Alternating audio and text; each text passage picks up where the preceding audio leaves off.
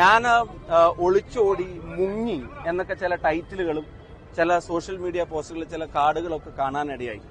പ്രത്യേകിച്ച് ചില വാർത്തകൾ പറഞ്ഞത് ബീഹാറിലേക്ക് മുങ്ങി എന്നുള്ളതാണ്. ബീഹാറിൽ നടക്കുന്ന ഒരു എക്സസൈസിന്റെ ഗൗരവം എന്താണെന്ന് ഒട്ടും അറിയാത്ത ആളുകളല്ല കേരളത്തിലെ മാധ്യമ പ്രവർത്തകർ. അവിടെ ഒരു MP എന്നുള്ള നിലയിലും പാർട്ടിയുടെ ഒരു ചെറിയ പ്രവർത്തനം എന്നുള്ള നിലയിലും ഒരു ഉത്തരവാദിത്തപ്പെട്ട സ്ഥാനത്തിരിക്കുന്ന ഒരാളെന്ന നിലയിലും ആ സമരത്തിന്റെ ആ യാത്രയുടെ ഭാഗമാവുക എന്നുള്ളത് ഞങ്ങളുടെയൊക്കെ റെസ്പോൺസിബിലിറ്റിയാണ്. 21-ാം തീയതി പാർലമെന്റ് സമ്മേളനം കഴിഞ്ഞാൽ നാട്ടിലേക്ക് വരുന്നതിന് മുമ്പ് ഡൽഹിയിൽ നിന്ന് ബീഹാറിലേക്ക് പോകാൻ എളുപ്പമാണെന്ന് നമുക്ക് എല്ലാവർക്കും അറിയാം. അപ്പൊ അതിന് പോയിട്ട് ഞാൻ തിരിച്ചിന്ന് പുലർച്ചെയാണ് എത്തിയത്. വന്ന് ഞാൻ നിങ്ങളെ കാണുന്നു. ഇപ്പൊ ബീഹാറിലേക്ക് പോയി എന്ന് പറയാം, ബീഹാറിലേക്ക് മുങ്ങി എന്ന് പറയുന്ന മാധ്യമ പ്രവർത്തനം അത് ശരിയാണോ എന്നുള്ളൊരു ആത്മപരിശോധന നടത്താൻ നിങ്ങളും തയ്യാറാവണമെന്ന് അഭ്യർത്ഥിക്കുന്നു. ബീഹാറിലേക്ക് എനിക്ക് പോകേണ്ട ഉത്തരവാദിത്വം ഇല്ല, ഞാൻ പോകണ്ടേ? ബീഹാറിൽ ഒരു യാത്ര നടക്കുമ്പോൾ ഞാൻ അവിടെ പാർലമെന്റ് മെമ്പർ ആയിരിക്കും. ഇനിയിപ്പോ 26-ാം തീയതി ഒരു ലോട്ട് MP-മാര് 26-ന് പോകുന്നുണ്ട്, കുറെ ആളുകൾ സമാപനത്തിന് പോകുന്നുണ്ട്.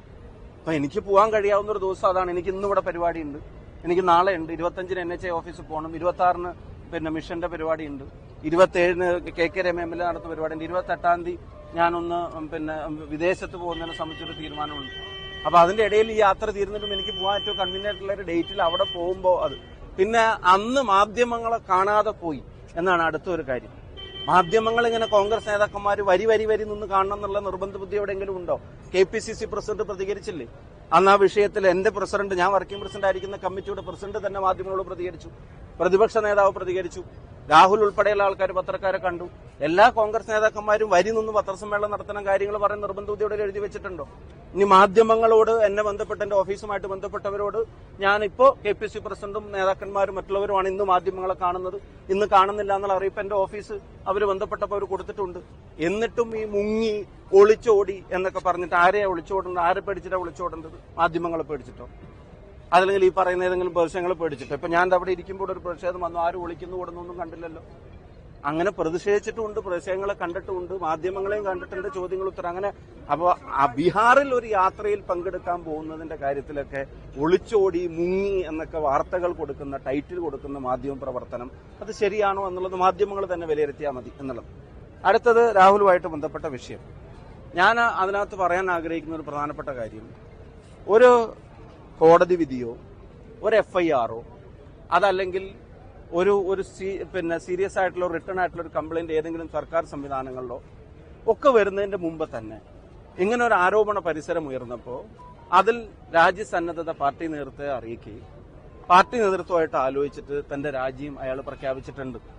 ഇനി ഈ രാജി വേറെ ഏതെങ്കിലും CPM പ്രവർത്തകരോ നേതാക്കന്മാരോ ആണോ പ്രഖ്യാപിച്ചിരുന്നെങ്കിൽ നിങ്ങളെല്ലാം കൂടെ പറയാൻ പോകുന്നത് അത് ധാർമ്മികതയുടെ ഒരു ക്ലാസ് എടുക്കൽ അപ്പോൾ വരുമായിരുന്നു.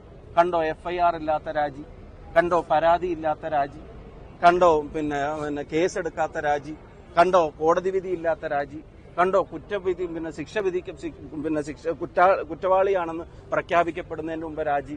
അപ്പൊ എല്ലാവരും അതിന്റെ ഒരു സാംസ്കാരിക ഇടപെടലുകളും പ്രവർത്തനവും പ്രതികരണവും ഒക്കെ ആ നിലയിലാവുമായിരുന്നു.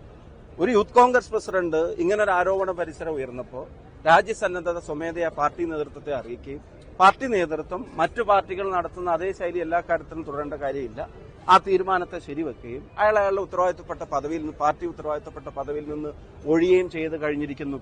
ഇപ്പോ അദ്ദേഹം ആ സ്ഥാനത്ത് തുടരുന്നില്ല. അദ്ദേഹത്തിന്റെ തീരുമാനം പാർട്ടി അറിയിച്ചു, പാർട്ടി അത് അംഗീകരിക്കുന്നു, ആ തീരുമാനം ഒഴിയുകയും ചെയ്തിരിക്കുന്നു. അത് ഒഴിഞ്ഞു കഴിഞ്ഞിട്ടും ഈ പറയുന്നത് പോലെ കോൺഗ്രസ് എന്ത് ചെയ്തു? കോൺഗ്രസിനെ പിന്നെയും കുറ്റപ്പെടുത്തുന്ന തരത്തിലുള്ള ഗോവിന്ദ മാഷ് ഉൾപ്പെടെയുള്ള ആൾക്കാരുടെ പ്രതികരണമൊക്കെ ശരിക്കും കേരളത്തിലെ ജനങ്ങൾ വിലയിരുത്തുന്നുണ്ട്.